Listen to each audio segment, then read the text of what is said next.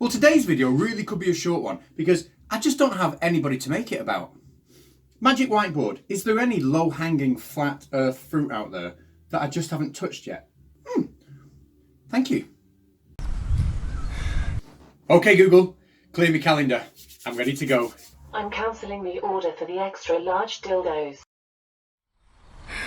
So recently Dave Murphy popped into a school in London and gave a speech on flat earth to a bunch of school kids. We're going to look at the presentation he gave in a minute and see why it wasn't perhaps up to standard. But before then, do you remember Del from the channel Beyond the Imaginary Curve? He opened his own school last week, Shedrage High. Let's check in and see how he's doing. Today he's giving a lesson in physical education.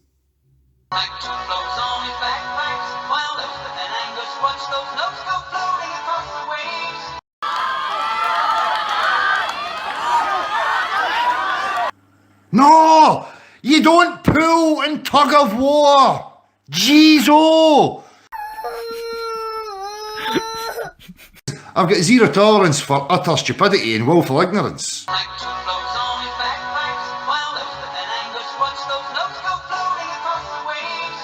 Now, I want to thank a guy called Paul Trott for getting in touch with this video. His channel is in the description. It's very, very new, but very, very good. Well worth checking out.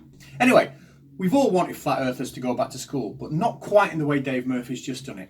But he seems like a nice guy, so I've invited him to come along and review his video with me. Hiya, it's Dave. Hey Dave, nice to have him along. Now, Dave starts off his presentation by introducing that famous American physicist. What's he called, Dave?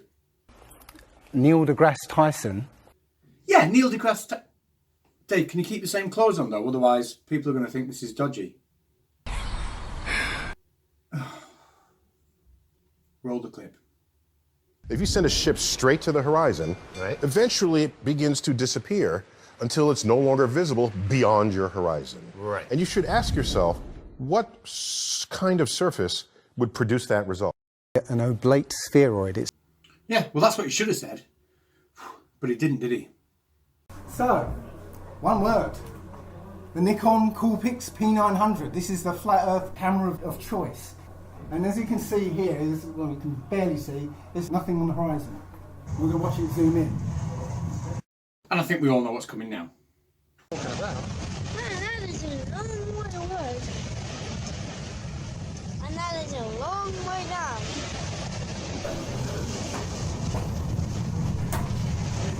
So basically this was on the horizon, it was gone, it was out of human vision, supposedly over the curve, but the zoom brought it back again.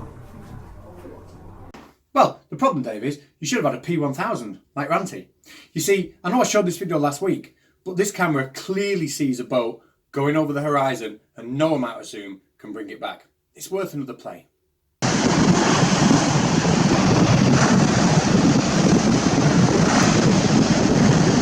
Now that video, it was a little bit painful for Dave to watch, so he had to pretend to nip out and use the toilet.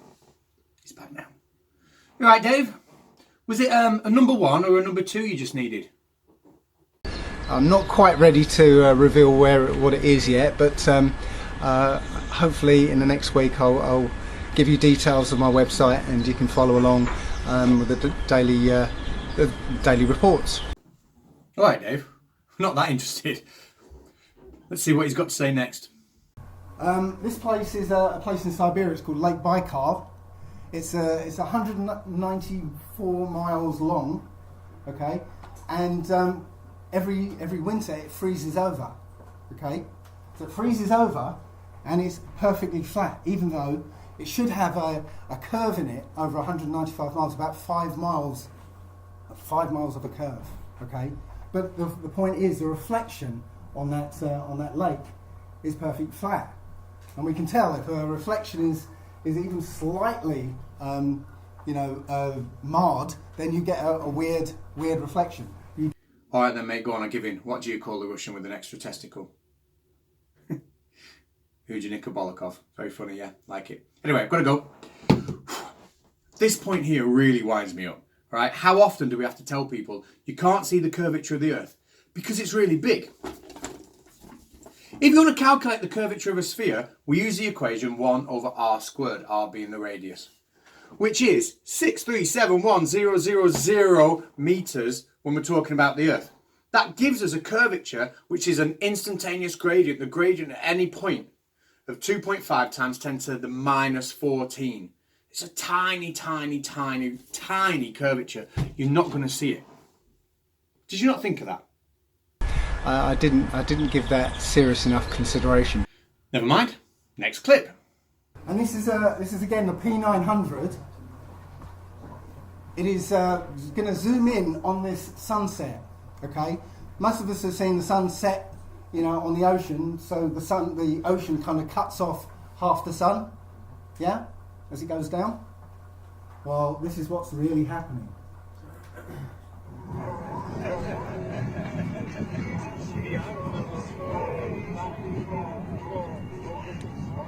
Zoom in on it a second.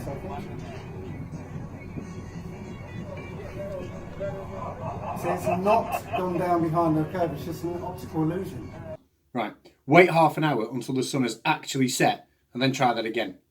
Now this next one is my favourite. But just to dispel this idea that that hidden portion is because of curvature, is this experiment.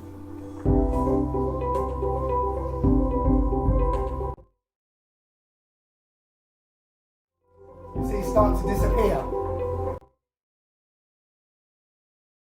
So there you go, he's at the end of the field, and I think he even dips down, there you go, disappears. Yep, it's this argument again. The argument that the further something goes away from you, on a flat Earth, it will disappear from the bottom up. Because reasons. Let's give it a go. Push myself back, push myself back. Yay, it went! Oh, let's get back in my chair. Oh. It's just magic. So what's really happening here? Well, clearly this football pitch isn't level. When you watch the full video, and I'll link it in the descriptions, the man is walking for about 90 seconds. Now, at an average walking speed of about 2 metres per second, that puts him at less than 200 metres away. And we can't even see the top of his head. Now, Dave, I'm going to be honest. I think you're talking bollocks here, aren't you? Pretty much. So, many apologies. Apologise at the end. He's got more bollocks to come. There's a famous experiment conducted by Eratosthenes. So, Dave Murphy turns his attention to Eratosthenes next. Now, Eratosthenes' experiment, if you don't know it, explained in about 10 seconds. Here's the Earth. 2 sticks in the ground. Light from the sun comes in parallel because the sun's far away. A shadow is cast on this stick here. This stick, the sun is at zenith. It's right above it. Maths tells us that this angle here is equivalent to this angle here, which gives us a proportion of the circle. Eratosthenes figured out what that proportion of the circle was. He knew the distance between these two towns, could calculate the circumference of the Earth. Done.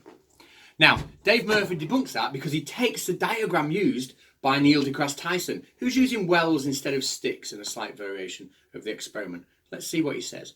Yeah, so if you project down from the centre well, and then project down from that well, yeah, you get the centre of the Earth, right? Yeah. Right. What happens then if you project from this one? This one doesn't match. Yeah? So that was a bit of deception there. Dave, you can't debunk Eratosthenes by using the picture on the PowerPoint that you took from Neil deGrasse Tyson. Not everything's drawn to scale, man. Such is life. Now, there's many more things he said in that presentation, and surprise, surprise, they were all wrong too, and we will be revisiting them after the Halloween special. But for now, Chatbox travels. Down at the bottom of the garden, among the birds and the bees. Hello everybody, my name is Amy Elmore.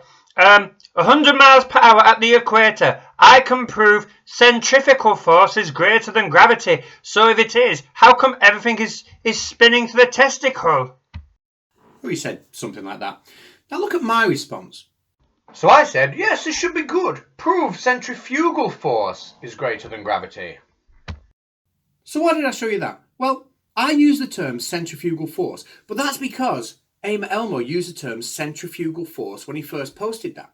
He then edited it to say centrifugal force. See?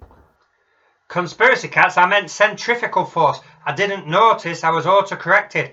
And I'm also really stupid because centrifugal force isn't actually a thing. So I corrected centrifugal force, which was a thing, into centrifugal force that wasn't. Yeah, you see, centrifugal force is an example of what American linguists call an egg-corn. There was a woman somewhere in America who had a very strong accent who pronounced the word acorn as egg-corn. So when she wrote it down, she spelt it as egg-corn. And some people not that well versed in physics hear the word centripetal or centripetal, centrifugal, and they get confused and come up with the word centrifugal, like our man here. So, knowing that he'd taken the word centrifugal, which was a real force, and replaced it with the word centrifugal, I needed clarity on what he meant by centrifugal. So I asked him, and he didn't like it. You see, here's me asking what he means by centrifugal force. I understand that some people pronounce centrifugal as centrifugal, which is fine.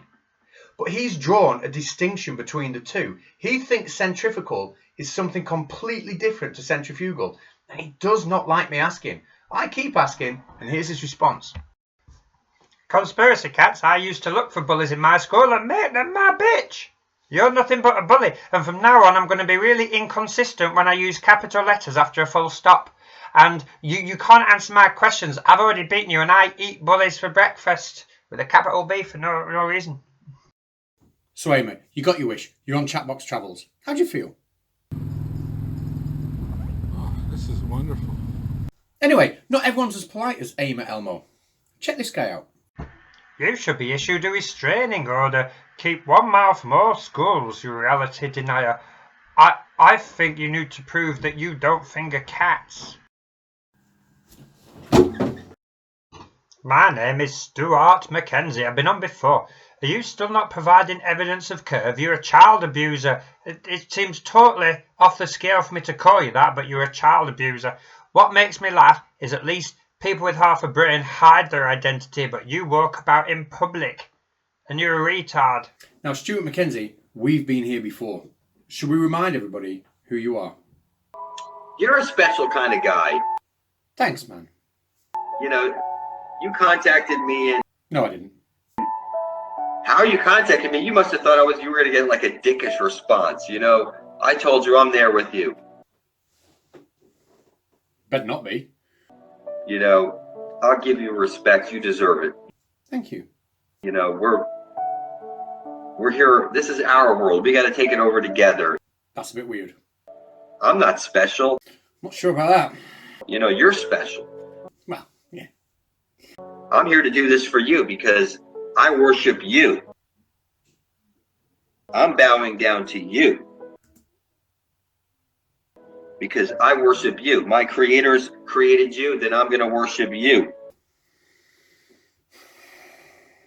Because I was sent here to worship everybody for the benefit of all and bring forth heaven and earth. So, you know, I worship you.